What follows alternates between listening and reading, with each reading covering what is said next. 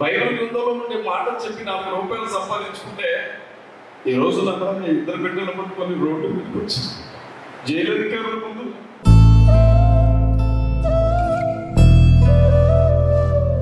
యేసుక్రీస్తు ప్రభువును నోటుకొచ్చినట్లుగా తిట్టినా లంజా కొడక అన్నా మనం ఇది ఏమంటే అని అడగకూడదు. చర్చిలోకి వచ్చి ఎవరైనా మనల్ని పట్టుకొని కొట్టినా ఇది అన్యాయం అని అడగకూడదు. మంచోళ్ళకే అన్ని కష్టాలయ్యా. యాక్సిడెంట్ అండి, అది యాక్సిడెంట్. రోడ్డుకి 9 అడుగుల దూరంలో మనిషి పడిపోయినాడు. మనిషి మీద బుల్లెట్ పెట్టేసి ఉంది, కాళ్ళ మీద నుంచి తల వరకు. యాక్సిడెంట్ అది, నమ్మండి మీరు. యాక్సిడెంట్ కాదని ఎలా అంటారు? మనిషి గుండెల మీద పూటుకాలతో తన్నిన గుర్తులున్నాయి, అయినా అది యాక్సిడెంట్ అని నమ్మాలి మీరు.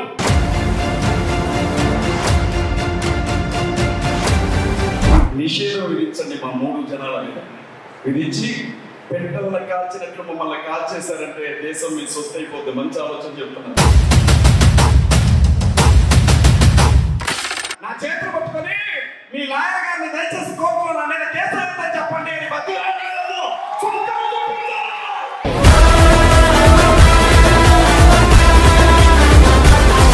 నాకు జరిగిన అవమానం కాదు ఇది, యావత్ క్రైస్తవ సమాజానికి జరిగిన అవమానం.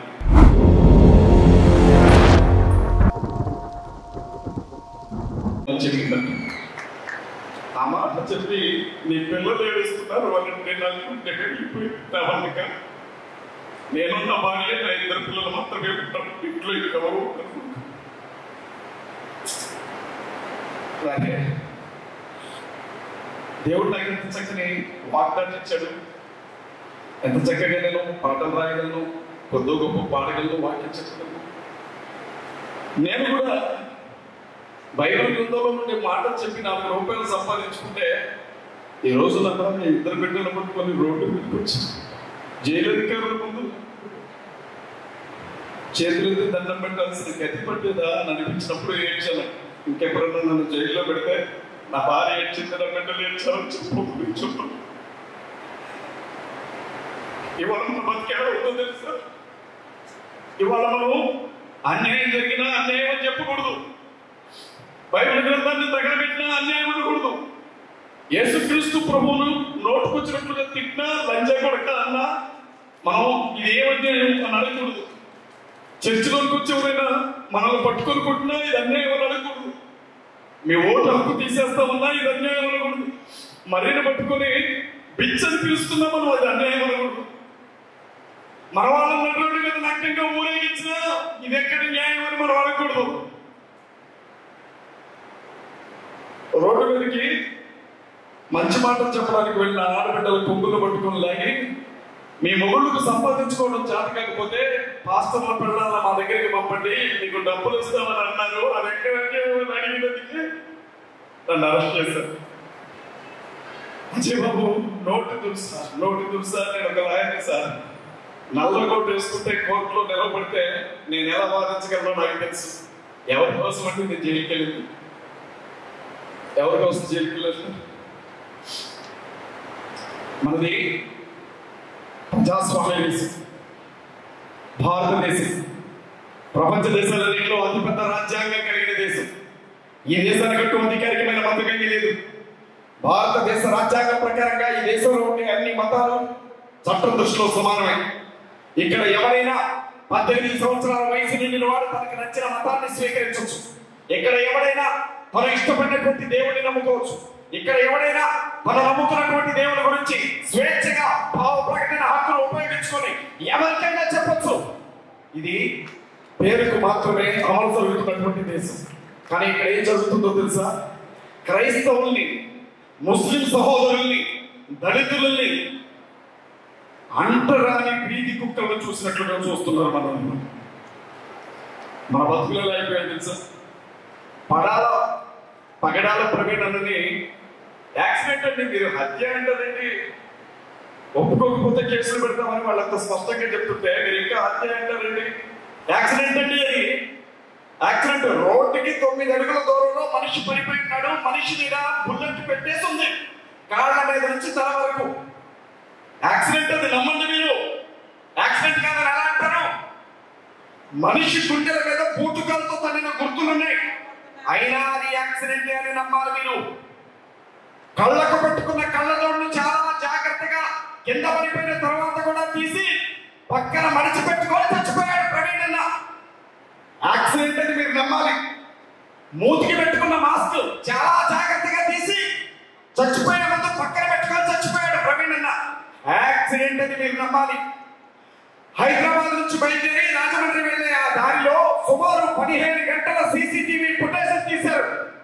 ఆ 15 గంటల్లో ఎప్పుడు చూడండి, ఎక్కడ చూడండి మందు షాప్కి వెళ్ళాడే తప్ప ఆకలని చెప్పి ఒక హోటల్ దగ్గర కూడా వెళ్ళలేదు. యాక్సిడెంట్ ఇది మీరు నమ్మండి. స్పృహ తప్పి పడిపోయిన తర్వాత కూడా రామవరపాడు జంక్షన్ లో 4 గంటలు పడిపోయి ఉన్నప్పుడు కూడా స్పృహ లేని స్థితిలో కూడా తలకుంటే హెల్మెట్ తీయలేదు, మోసుకున్న మాస్క్ తీయకుండానే 4 గంటలు పడిపోయి ఉన్నాడు. యాక్సిడెంట్ ఇది మీరు నమ్మండి.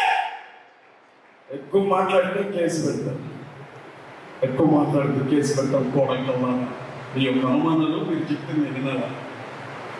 ఆధారాలు ఆధారాలు మాకు తెలియక నేను హత్య అనుకున్నాను. పోలీస్ వ్యవస్థ అంతా నన్ను క్షమించాలి, నేను నమ్మేశాను.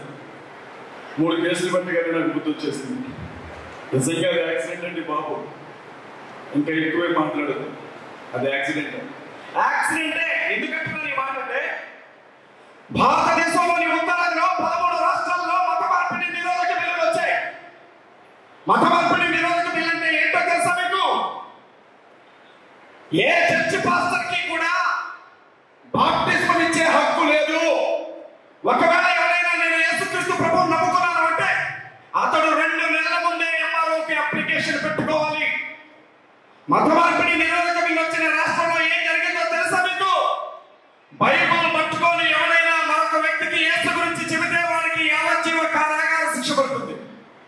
మత మార్పిడి నిరోధక బిల్లు వచ్చినటువంటి రాష్ట్రంలో ఎవరైనా పలానా పాస్టర్ నా మీద మత మార్పిడి నన్ను బలవంతంగా మతం మార్చాలని ప్రయత్నించాడు అని చెబితే వారికి మరణ శిక్ష విధించే చట్టం అది.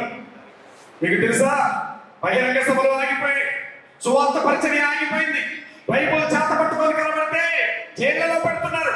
గ్యాంగ్స్టర్స్ మీద నమోదు చేసే కేసులు ఒక ఉత్తరప్రదేశ్ లోనే 1000 మంది భక్తుల మీద నమోదు చేసి జైళ్లలో నరకం చూపిస్తున్నారు.